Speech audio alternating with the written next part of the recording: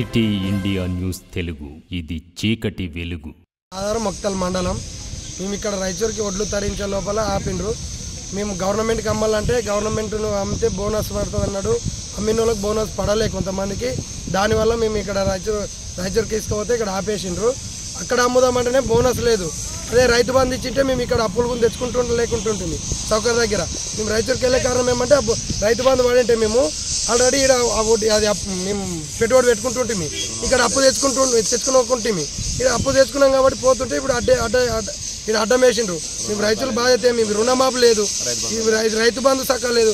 అందుకు మేము ఏదో అప్పులు తెచ్చుకుని ఇక్కడ అమ్ముకుందామంటే ఇక్కడ కూడా ఇది ఉంది. ఈ రైతు పాలన, ఈ రాజకీయం ఏంది, ఈ తెలంగాణ రాజకీయం ఏంది, ఈ రైతు ఇంత ఘోషణ. ఈ కాంగ్రెస్ వచ్చి నుంచి రైతు అనేది కష్టాల పాలయ్యి రోడ్డు పాలయ్యే విధాలు వస్తున్నాయి.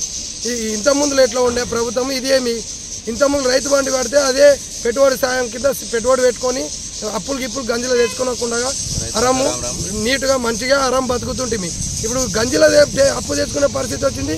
గంజిలో పోయి అమ్ముకుందామంటే మళ్ళీ ఇదేమి కిరికిరి. ఈ ప్రభుత్వం అనేది, కాంగ్రెస్ అనేది ఎంత ప్రేమగా ఓటేసి తెచ్చుకున్న ప్రభుత్వము ఈ రోడ్ల పాలు రైతులను ఎందుకు చేస్తుంది అవతల.